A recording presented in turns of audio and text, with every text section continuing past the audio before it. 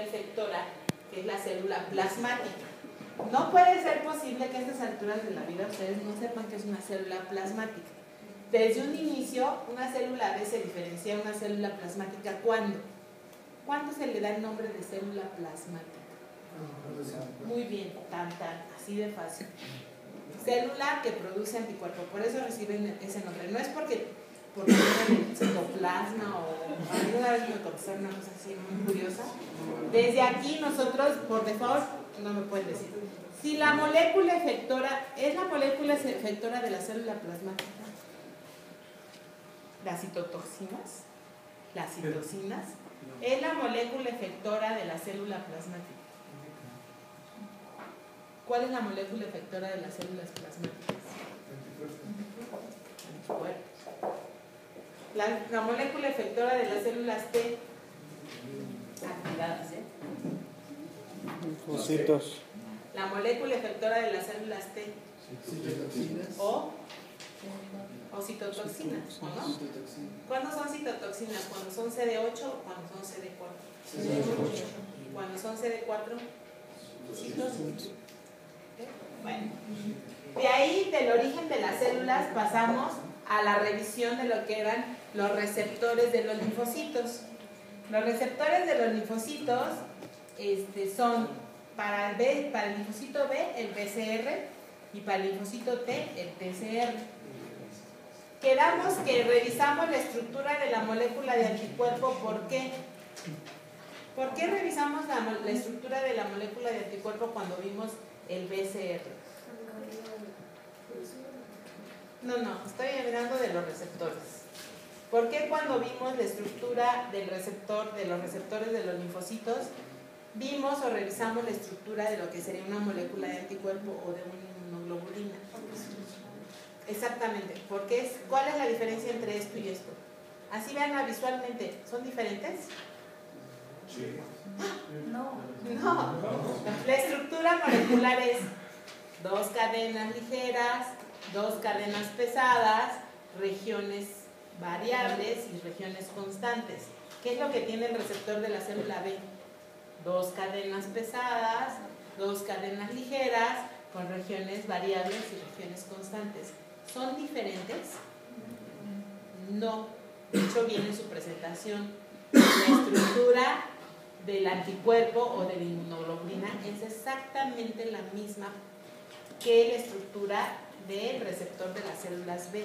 Entonces, si yo les pregunto, célula que tiene en su superficie anticuerpos o inmunoglobulinas, ¿cuál es? ¿El linfocito T, la célula dendrítica, el linfocito B o el macrófago? Entonces, si ustedes saben que la estructura molecular de las 4 cadenas es la misma, no se les puede olvidar. ¿Cómo se llama a esta inmunoglobulina? ¿Es ¿de qué tipo? ¿Qué isotipo? IgM. ¿Sí se acuerdan, verdad? Sí. ¿Cuál es la primera inmunoglobulina que se produce después de una respuesta, en la respuesta primaria humoral? IgM. ¿Cuál es el tipo de inmunoglobulina que está en la superficie de los linfocitos D que funciona como receptor? IgM. Y lo único que les dije de diferencia es que a esta le poníamos una M antes porque era de membrana y el anticuerpo no es de membrana, ¿verdad? Los anticuerpos se secretan. Entonces, ¿cuál sería la diferencia entre un anticuerpo y un BCR?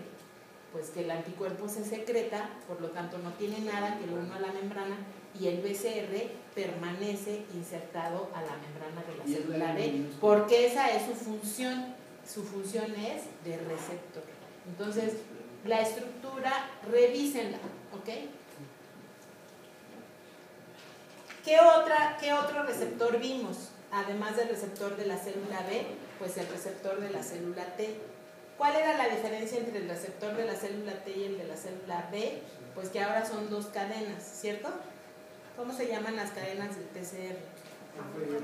Alfa y beta en el 95% de los linfocitos T. ¿Hay otro tipo de receptor? Alfa, beta y el otro es ¿qué? Gamma, delta. Bueno, delta, gamma o gamma, delta. ese se encuentra en aproximadamente el 5% de toda la población de linfocitos T. De la población mucosa. Y en mucosas es la más abundante. ¿Okay? Entonces, ¿cómo era la estructura alfa y beta? ¿Tiene regiones variables y constantes? No. O sea, las variables es por donde reconoce el antígeno y las constantes son las que le permiten estar unidas a la membrana. ¿En qué se diferencia el reconocimiento del BCR del TCR? Pues que el TCR no puede reconocer antígenos si no se lo presentan en el contexto de MHC. Ya ahora entendemos todos qué es la presentación en el contexto de MHC, ¿sí o no? ¿O no? ¿O todavía estoy hablando en chino? Okay. Entonces, el TCR no puede reconocer solito el antígeno. Necesita que una molécula de MHC se lo presente. ¿Quién lleva a cabo esa función de presentación? Por excelencia, las dendríticas, pero se les llama a todas células presentadoras de antígeno. Y ellas pueden ser macrófagos, células dendríticas o linfocitos. Y en la estructura del TCR, pues también era muy importante otras dos moléculas que eran estas CD4 o CD8. ¿Cómo se les llama a esas moléculas de superficie? Si estos se llaman receptores, ¿cómo se llaman el CD4 y el CD8? Co-receptores. ¿Por qué? Porque o participan en la señalización o en la activación de la célula T. Y bueno, este es el CD3 famoso que también está involucrado. ¿Por qué necesitamos estas estructuras? Pues porque de ellas depende la señalización intracelular. Revisamos, les voy a decir que no hay preguntas de esto, ¿ok? De la generación de diversidad de receptores. Lo único que hay una pregunta que no sé si se vaya a seleccionar para el examen es que la generación de diversidad de receptores, ¿se acuerdan? Se llevaba a cabo genéticamente porque había genes que se recombinaban. ¿Ese proceso cómo se llama? ¿Recombinación genética o recombinación somática? Somática. Okay, entonces si ustedes me leen la respuesta y nada más dicen, es recombinación, igual le pican al genético y pues lo van a tener, ¿no? Y de eso es nada más para que recuerden que pues hay una gran variabilidad de reconocimiento por diferentes antígenos, porque hay segmentos de, no es cierto, ya me acordé, porque hay segmentos diferentes que se recombinan. ¿Cuáles son esos segmentos? B, J de join y C de constante. Entonces, los que se recombinan son B y J, o B de variability, D de diversity y J que joining con el C. Entonces hay B, J y C cuando está en la cadena ligera y B, D, J y C cuando está en la pesada. ¿Cuál tiene que ser más variable? ¿Cuál da más variabilidad? La pesada, siempre es la pesada. Entonces, acuérdense que nada más este orden, sí recuérdenlo, B, J y C, no se les puede olvidar. Primero está la variable porque es la que reconoce el antígeno. La J es de joining, la que une la J con la C. Entonces B, J y C, y la C es de la constante. Y en el caso de la pesada tenemos un extra que es el de diversity, que tiene que ir junto al variable porque el joining une la variable con la constante. Entonces no puede ir B, J, D, C, tiene que ir B, D, J, C. Es lo único que me va a preguntar. Ok, en el complejo mayor de histocompatibilidad hablamos que había dos tipos, el clase 1 y el clase 2. No es posible tampoco que no sepan qué reconoce el clase 1, con qué se acopla. Con antígenos que le van a presentar a quién, a CD8 o a CD4. ¿Y clase 2? CD4. No hay de otra. O sea, igual en las preguntas, si ustedes ven aquí CD más, CD8 menos, pues fíjense cuál dice más, cuál dice menos. O cuál dice CD8, CD3, a veces puede venir CD3, pero CD3 lo tienen todas las células T. Y esto depende mucho de cómo se presenta el antígeno, es cómo se acopla a esta parte. Vimos del complejo mayor de histocompatibilidad, lo único que necesito que recuerden es que para lo que sería clase 1, hay solamente 3 genes, que son HLA-A, HLA-B y HLA-C. Y que para clase 2 tenemos DQ, DR, DQ y DR. No estos, no DP, DN, sino DQ, DO y DR.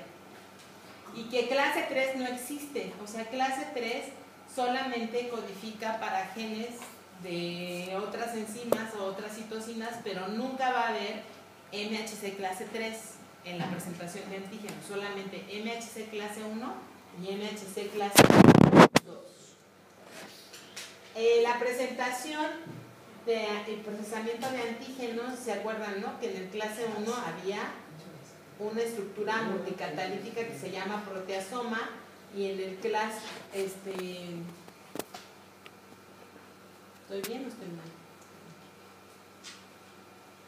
Sí, en clase 1 hay estructura catalítica que se llama proteasoma, y que las que se procesan por clase 2 solamente es por vía endocítica. Pero no les voy a preguntar,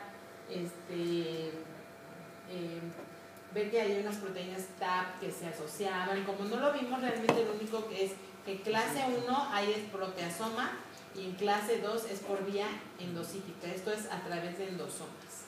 El procesamiento, que es nada más la degradación de los antígenos en péptidos más pequeños que se acoplan a moléculas de histocompatibilidad y se llevan a la superficie para que la célula presentadora de antígeno puede llegar y presentarle el antígeno al linfocito T, que sería esto, ¿no?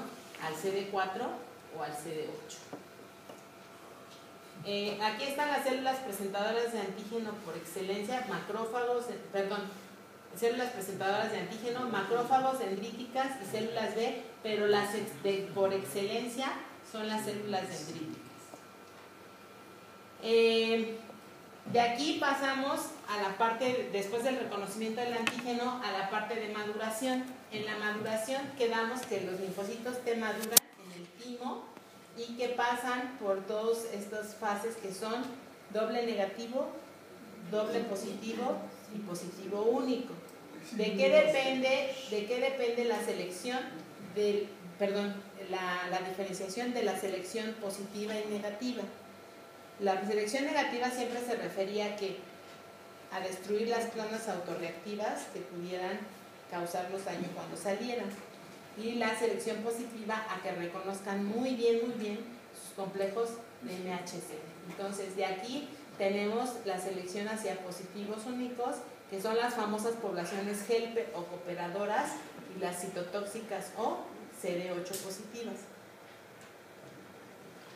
Y en caso del desarrollo de los linfocitos B, teníamos que estos se desarrollaban en la médula ósea, pasaban por el estado pro al pre, al linfocito inmaduro que tiene en su superficie la IgM, y al linfocito maduro que ya presenta en su superficie IgM e IgD.